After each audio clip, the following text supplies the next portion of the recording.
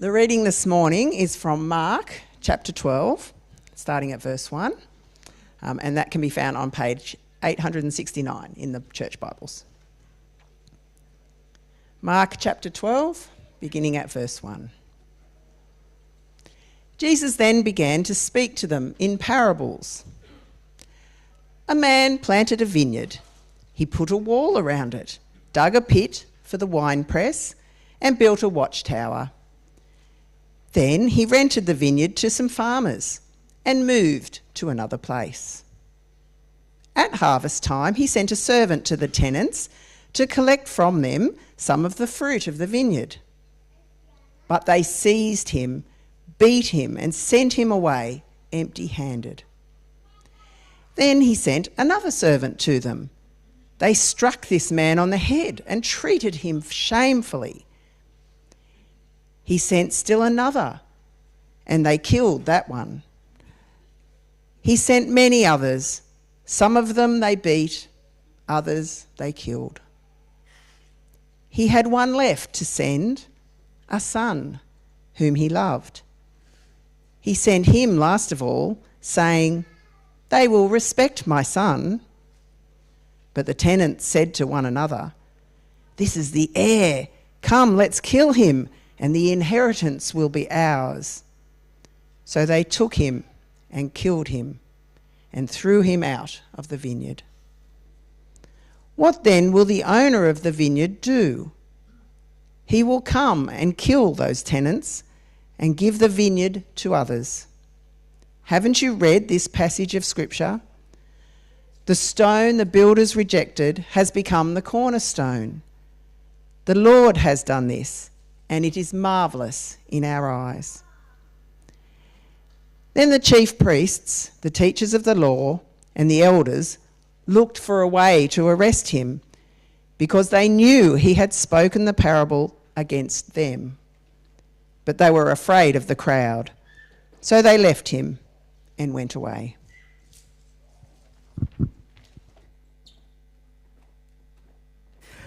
Well, hello, good morning, everyone. It's great to be with you, church family. Hello to our friends on the live stream watching. We miss you. If you're new here, if you're visiting, if you're just stopping in, my name is Peter. I'm one of the pastors here. It's my privilege this morning to welcome you. Thanks for being here with us. We love having guests amongst us. We're going to spend some time opening the Bible, reflecting on the passage we heard read and on the chapter leading up to it. If you have your Bible open, that is really going to help. There's an outline as well of what I'll be saying in the handout you got on your way in, and even the question number is printed in there if you like.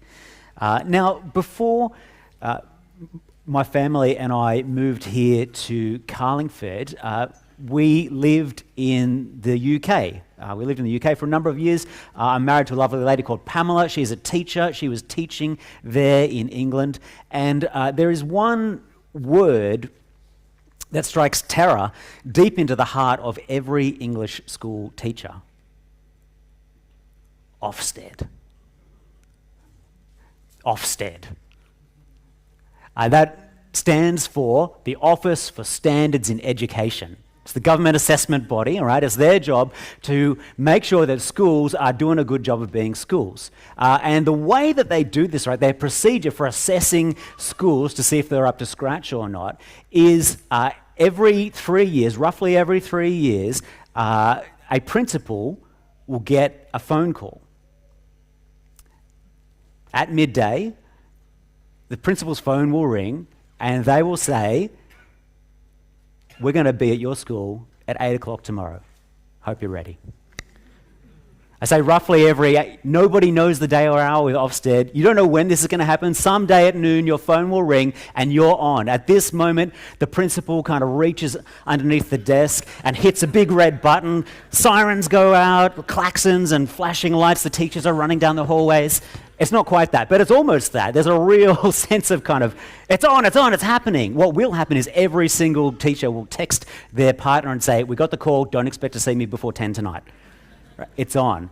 And then the next morning, 8 o'clock, the assessor will come in and they just get into it. They rake the school over the coals. They're getting into every nook and cranny, assessing their performance, seeing what kind of a job they are doing at being a school. The Ofsted assessor gives out a grade to the school. There are 4 grades, top to bottom. If your school slides down a grade compared to where you were last time, the principal can reasonably expect to lose their job. If your school slides to the bottom ranking, not only can the principal reasonably expect to lose their job, but every person involved in the governance of that school, all the leadership, all the governance of that school, they're out. They're done. They are no longer in charge. Get them out. Get a new bunch in. It's not uncommon at that point for the school subsequently to close down altogether. Everybody has lost their job. When the phone rings and it's Ofsted and they tell you they're coming, it is the day of reckoning. They have real big, serious outcomes. This is why that word strikes terror into the heart of the teachers. Now, the Bible tells us that we are awaiting a day of reckoning.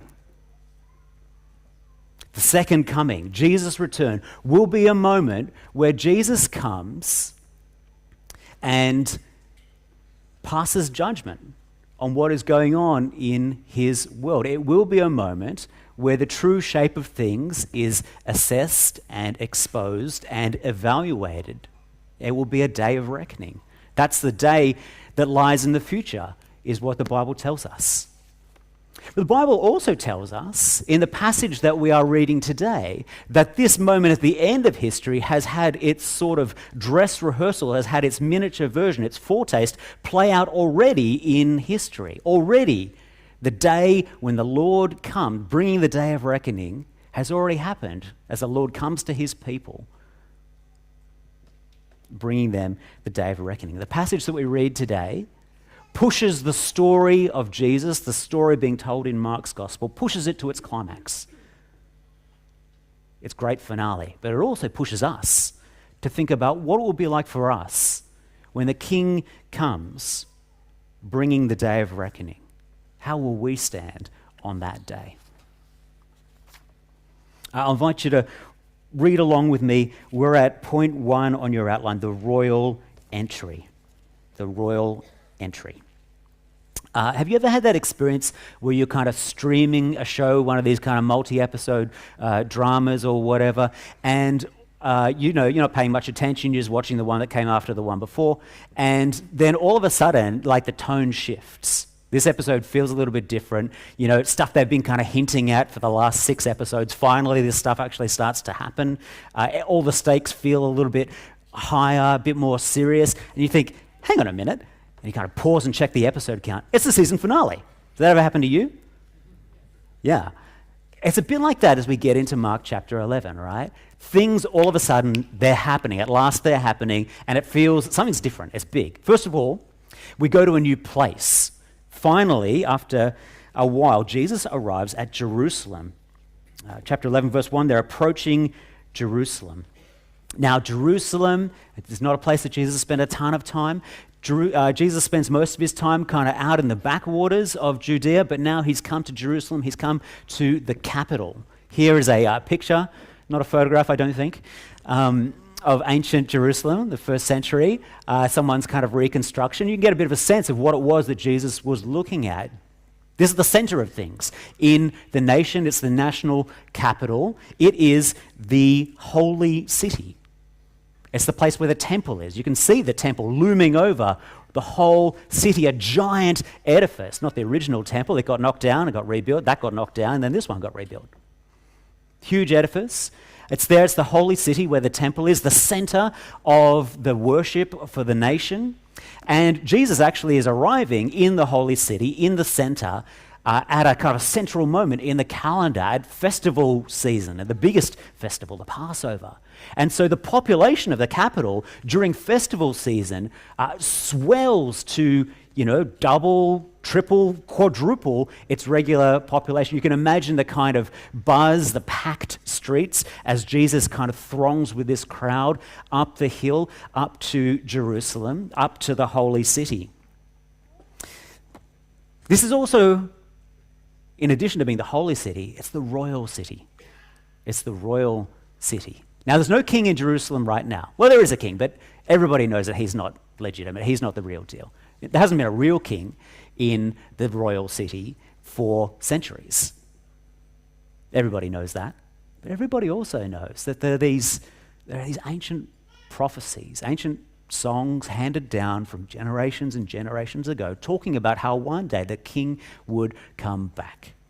And there would be a king again in the holy city, in the royal city. One of these is Zechariah chapter 9. Rejoice greatly, daughter Zion. Shout, daughter Jerusalem. See, your king comes to you, righteous and victorious, lowly and riding on a donkey, on a colt, the foal of a donkey. This ancient song handed down through generations helped to keep hope alive that one day Zion, Jerusalem, would welcome a king again. So they come to this new place, this new scene, Jerusalem, and Jesus, as he gets close, actually starts to adopt a bit of a new MO, a bit of a new way of going about things. Now, if you've read through Mark's gospel to this point, Jesus is quite, he's done amazing things, lots of amazing things, but always kind of quite responsively. People come to him asking for help, and he gives them help. And then he's always very secretive about it, right? He does something incredible. He says, hey, don't tell anyone. He's really tried to keep it on the down low, especially things that are going to blow up his public profile. He's really tried to keep a bit of a lid on that as much as he can. When Jesus gets to Jerusalem, he's done with keeping a lid on stuff. He mounts what I think could only be called a stunt. After some very deliberate organizing, sending people out to get a hold of a young donkey, Jesus gets up on it, and he rides his colt into the city. It's a very public act. It's a political act. Jesus has kind of enacted this political stunt, right? Giving himself his own Zechariah moment. Hey, you know how we're waiting for a king to come back, coming riding into Zion on a donkey? Hey, guess what? Jesus deliberately gives himself that moment. And people are sort of picking up on what he's putting down, this mass of pilgrims entering the town with him. They see him, they see what he's doing, and they're kind of picking up on it. Verse 8, verse 7, they brought the colt to Jesus, threw their cloaks over it. He sat on it, and many people spread their cloaks on the road. Others spread branches they'd cut in the fields. Those who went ahead, those who followed, shouted, Hosanna! Blessed is he who comes in the name of the Lord. Blessed is the coming kingdom of our father David. Hosanna in the highest heaven. Jesus has given himself a royal entry, and now he's received into Jerusalem as the king to come. And so Jesus comes up there, this huge crowd thronging to the temple. He comes up with all this hullabaloo, this stunt, all this prominence, all this profile, people shouting and acclaiming him. He gets to the center of the holy city. He gets to the temple. He gets there, and he just looks. He stands in the temple right at the heart of things, and he has a real good look. He sizes it all up. He takes it all in. Jesus entered Jerusalem and went into the temple courts. He looked around at everything. But since it was already late, he went out to Bethany with the 12. It's kind of a real poised moment. You're like, what is Jesus seeing? What does he make of it? What kind of assessment is he going to render? We find out the next day, because the next day is the day of reckoning. These ancient songs had talked about how the day when the Lord came to his temple would be the day of reckoning for God's people. Malachi chapter 3, for example. Suddenly the Lord you are seeking will come to his temple, but who can endure the day of his coming? Who can stand when he appears? he will be like a refiner's fire. Right? When the Lord comes, he's going to turn the blowtorch on his people and especially on their religious observance. And that is what's going to happen. Jesus is on his way into town. He's been staying outside the city. He's kind of walking on up to town. And as he gets there, he pulls another stunt, another kind of visible demonstration of what he's making, of what's going on. He's hungry as he walks along. He's hungry. By the side of the road, he spots a fig tree. Right? He thinks, that sounds good. I could go a fig for breakfast. I myself, I don't know if I would eat figs for breakfast, but Jesus, that's what he wants. Maybe he's got yogurt to put with them. I don't know. Anyway, he goes to the fig tree. He sizes it up. It looks fine. It looks good. It's green. It's full of leaves. It's bright. Lots of activity. He gets there. No figs.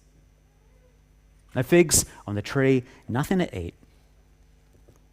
And he curses the fig tree. Verse 14, may no one ever eat fruit from you again. And it's public. The disciples heard him say it. That's confusing, right? To this point in the story, Jesus has not really been standing on an anti-tree platform. Doesn't seem to have a real thing about trees, but he's angry at this one. Why is that? Well, we have to wait and see. Jesus, he gets to the temple at long last. Apparently, when he was there looking around the night before, he must not have liked what he saw. Because Jesus gets in and he makes an absolute scene. This is the biggest stunt of all. Verse 15, on reaching Jerusalem, Jesus entered the temple courts and began driving out those who were buying and selling there. He overturned the tables of the money changers and the benches of those selling doves. He wouldn't allow anyone to carry merchandise through the temple courts. And as he taught them, he said, isn't it written, my house will be called a house of prayer for all nations? You've made it a den of robbers. Jesus mounts another big, high-profile public stunt here in this kind of central institution at this central time thronged with pilgrims. Jesus starts wrecking the joint. He shuts it down. No regular business can continue while Jesus is making this big, disruptive scene.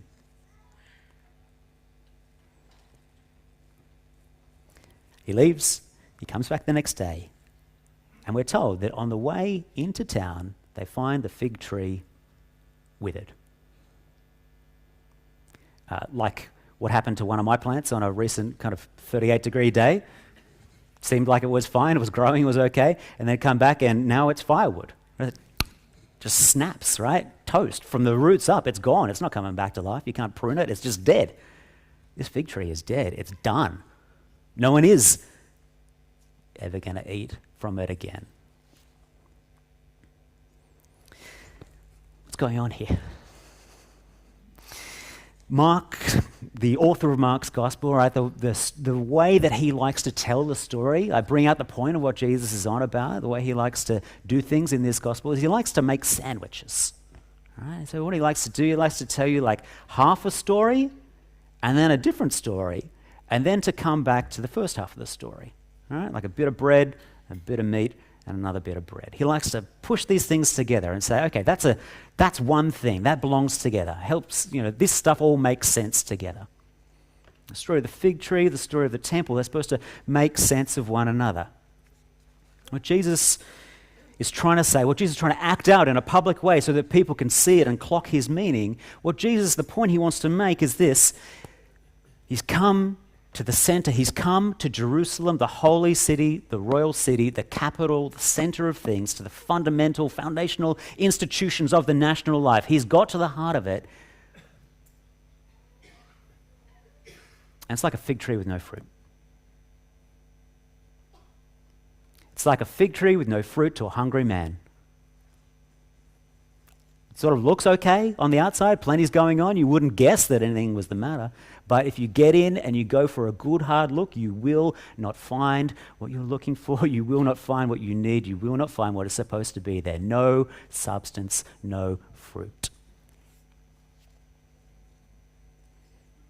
The moment of reckoning for the city of God's people has arrived, and they've missed the moment. They've been found wanting. And Jesus is saying that just like time's up for the tree, withered from the roots, done, dead, time is up.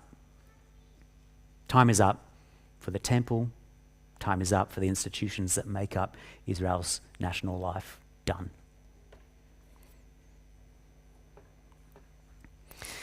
Jesus is saying all this stuff, and he's doing it very, very publicly. He's being very provocative. That's a provocative statement to make, right?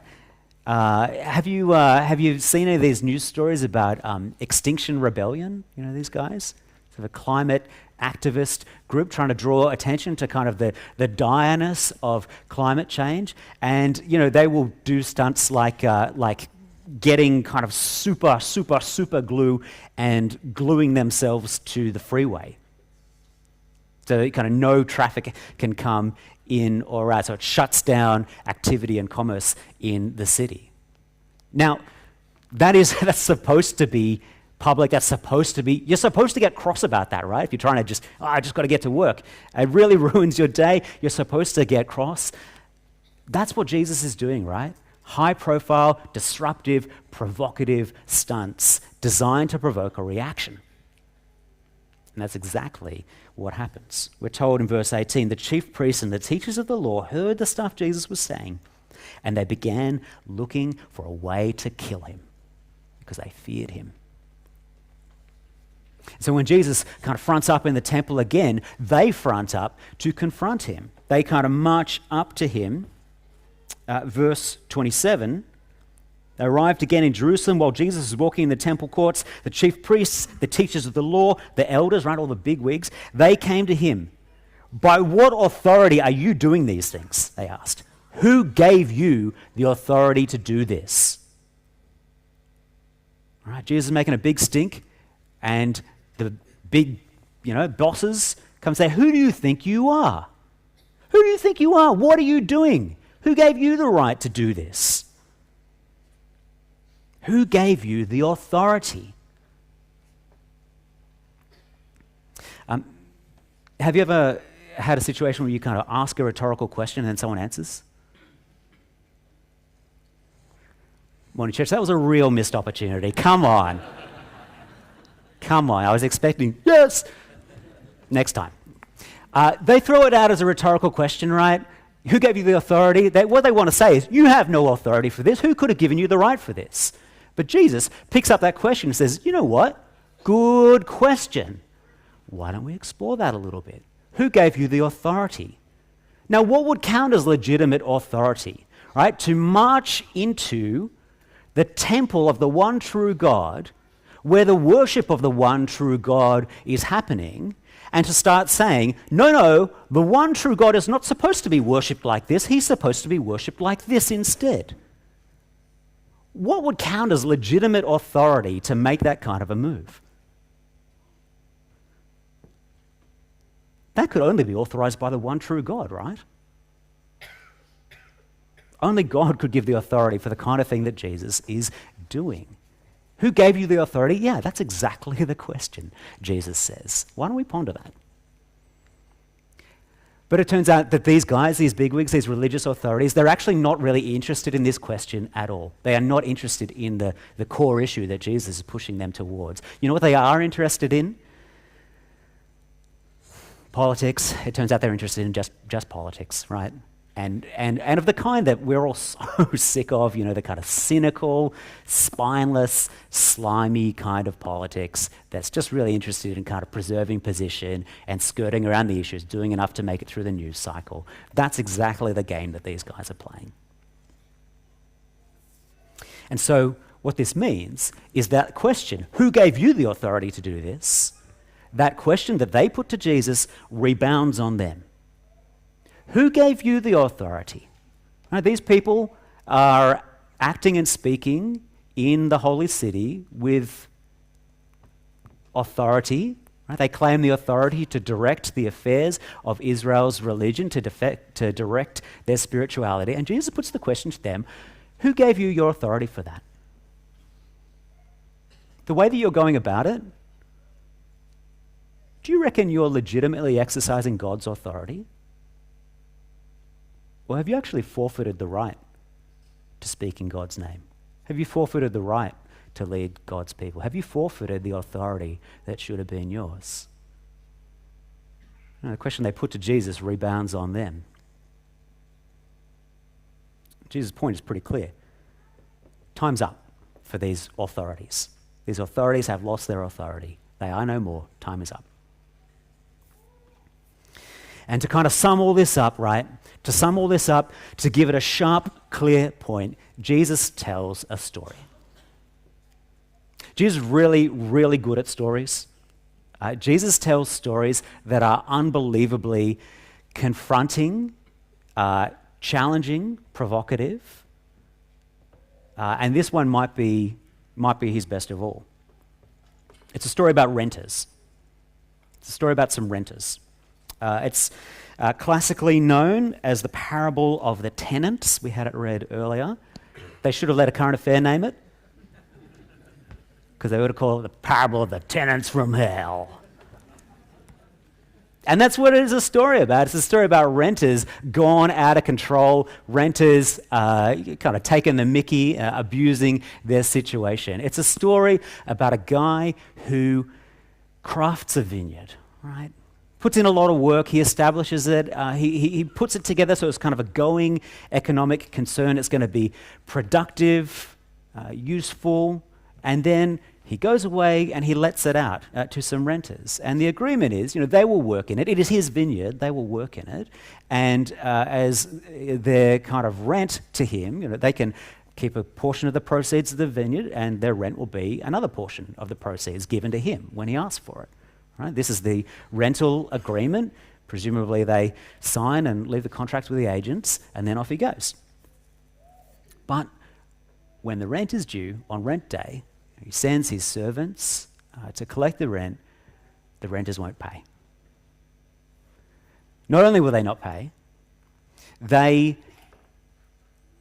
begin to abuse the people he sends, to act violently towards them, even to kill them.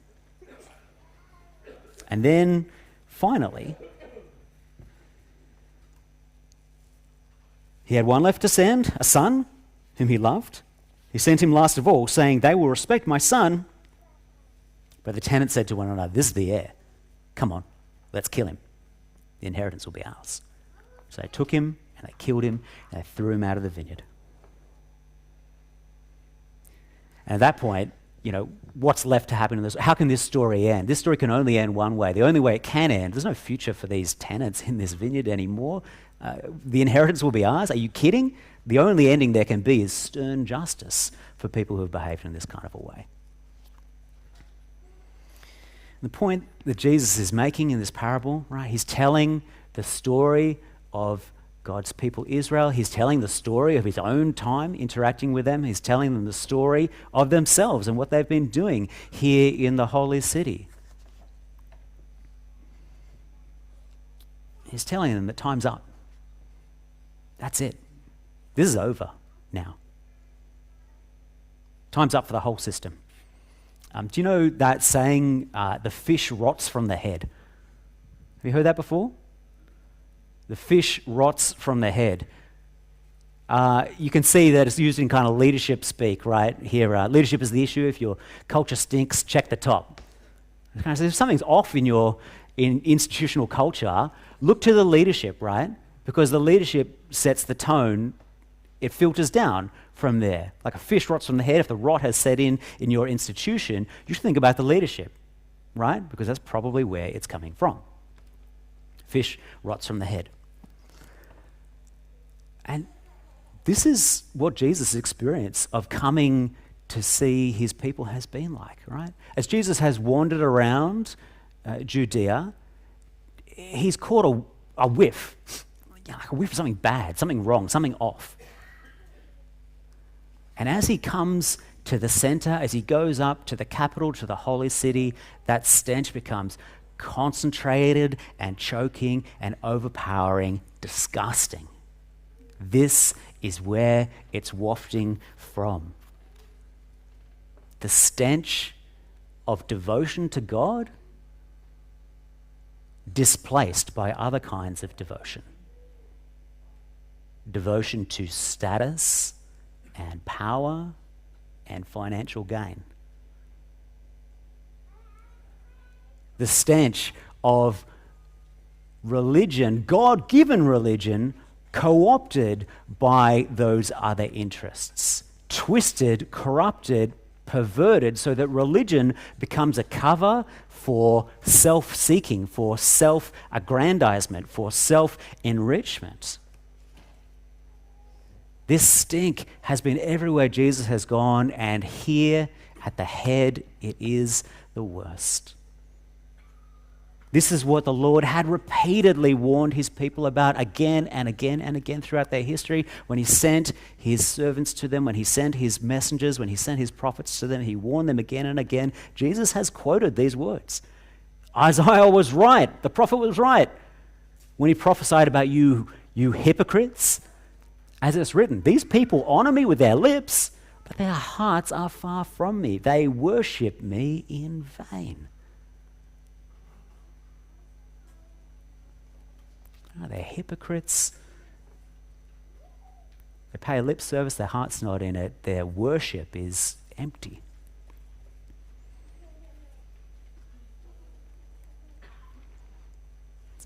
The Lord has sent his servants again and again to tell his people this message, to give them this warning. And now, at last, very last, at the finale, he sends his son, his one and only son, whom he loves, saying, they will listen to my son, but they will not listen to the son. They will reject him and kill him and throw him out. And so all that can be left for the tenants from hell, all that can be left for this corrupted religious establishment, this corrupted national life, all that can be left is stern justice. The end of the road.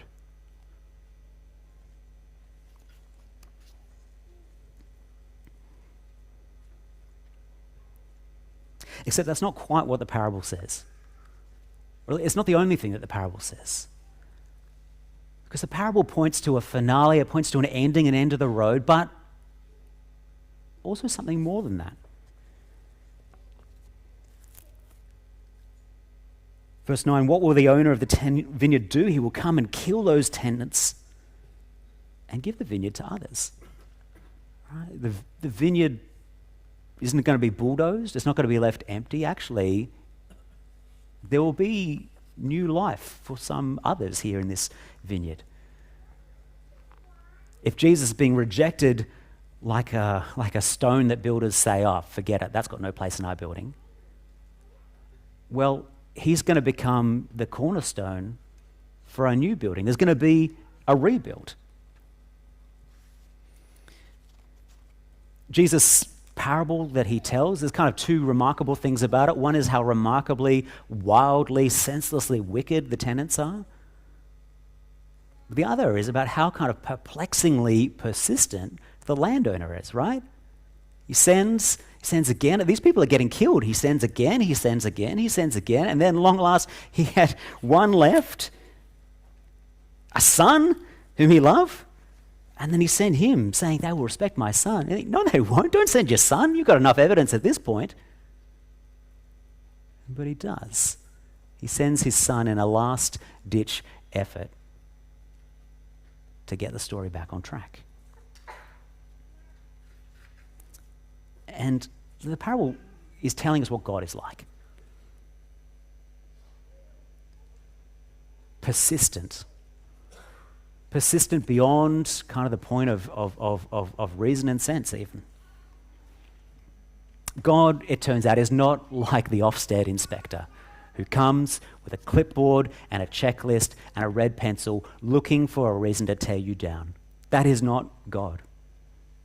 God is the landowner, sorely grieved, who sends and sends and sends and sends his son, reaching out, hoping that things can be different, trying to make things to be different. And the dreadful finale to this story, where the son is killed and thrown out like refuse, that season finale actually in God's grace, in God's persistent, patient faithfulness, marks the beginning of a new season, the dawning of a season of forgiveness, even for those who put the Son of God to death. Forgiveness for all who repent and believe, first the Jew and also the Gentile, forgiveness for all nations. Like Jesus is saying, the temple will be leveled so that not one stone stands on another, but it will be rebuilt out of living stones with Christ, the chief cornerstone, from which the whole structure takes its shape and its stability. If there is destruction, there will be a rebuild. As we finish our time in God's Word today, I want to leave us with just two brief thoughts to consider. We spoke about how here in history we have a miniature version, a dress rehearsal of the end of history. The King coming in glory, bringing the day of reckoning. This has happened in a small way. This will happen in a big way at the end. And it will be a moment of reckoning. And a question I think is an important one for us to consider as we reflect on this passage and what it might mean for us. How will I greet him when he comes? How will I greet him when he comes? Hosanna, blessed is the one who comes in the name of the Lord? Or will I greet the King with some version of, I'm in charge here. Who do you think you are?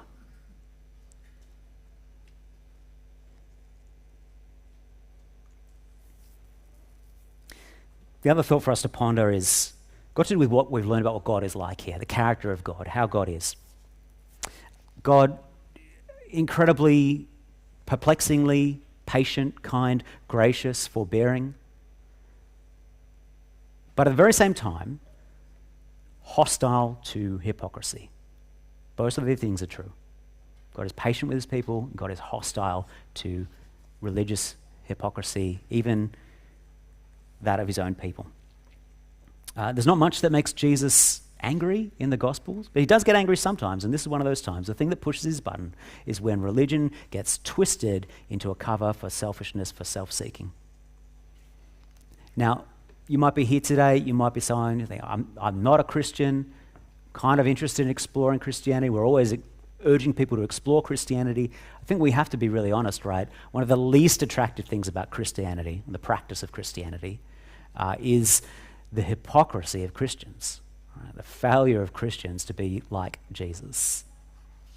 One of the very least attractive parts. If that's you, if you're kind of sizing up Christianity, you think, I don't know if I could take, I haven't got much of a stomach for hypocrisy. Let me encourage you, nor does Jesus. He's very hostile to hypocrisy. You don't need to develop a taste for hypocrisy to become a Christian. In fact, just the opposite. If we are here, as many of us are, we call ourselves Christian, followers of Jesus, this is an important warning for us to be on guard against hypocrisy, right? This is not a story about bad religion. This is a story about good religion, God-given religion gone bad. All the stuff that's happening in the temple, right? You will find that described in the Old Testament. That's what they're meant to be doing. But they've managed to turn it into an excuse for their own selfish, sinful desires. We should be wary of that as we try to follow Jesus, try to do what he says. The threat of good, God-given spirituality being corrupted by the sin that is in us. I think a really useful question here can be this one. Does Jesus have the authority to mess up my life? Does Jesus have that authority? Is he allowed to come into my life, to look around at what's going on, and to start wrecking stuff, start turning stuff over, say, no more of that, that's got to stop? Is he allowed to do that? Is Jesus allowed to step into your life and ruin some of the stuff that is going on that you like, that you're happy about? Are you ready to hear from him? No, stop. Or will you quietly wait for him to go away and then just set things back up like they were before? I think this is an important question. Does Jesus have the authority to tell me how to run my life? The authority to destroy and to rebuild in my life? Does he have that authority? Am I willing to grant it to him? Because I think only if the answer is yes, have I really welcomed Jesus as the one who comes in the name of the Lord.